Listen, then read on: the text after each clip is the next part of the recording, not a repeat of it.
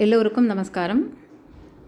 ஸ்ருங்கேரி ஸ்ரீ சாரதாம்பாள் கோவில் ஸ்தல வரலாறு. இந்த கோவில் 8th செஞ்சுரியில் நிர்மாணிக்கப்பட்டது.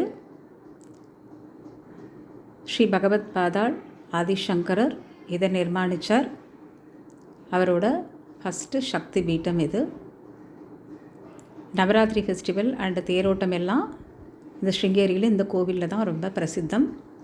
இந்த காடஸ் சாரதா தேவி நம்மளுக்கு படிப்புக்கு, அறிவுக்கு, கலைக்கு எல்லாத்துக்குமே முக்கியமான ஒரு தேவி.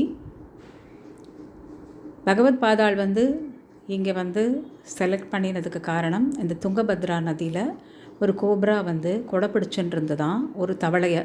அது ப்ரெக்னெண்ட்டாக இருக்குது, டெலிவரிக்கு காத்துன்ருக்கு. இது ஒரு விசித்திரமான ஒரு விஷயம் இல்லையா? தவளைனாலே உங்களுக்கு பாம்புக்கு பகை, ஆனால் இது கொடை பிடிக்கிறது. ஸோ இங்கே நம்மளுக்கு சத்தியம்ங்கிறது இருக்குது. இங்கே தான் நம்ம நிர்மாணிக்கணும்.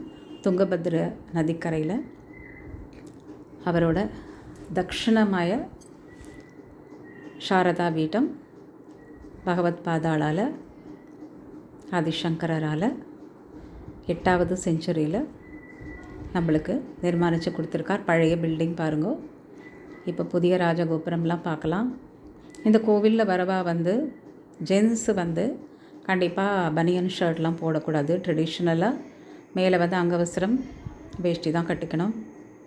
எல்லாருக்குமே இந்த ட்ரெடிஷனை ஃபாலோ பண்ணணும் அப்படிங்கிறது ஒரு முக்கியமான விஷயம். இங்கே கண்டிப்பாக லைஃப் டைமில் ஒரு தரமாவது நம்ம தரிசனம் பண்ணணும். கண்டிப்பாக எல்லாரும் வாங்கோ, தரிசனம் பண்ணுங்கோ. ஹர ஹர சங்கர, ஜெய ஜெய சங்கர.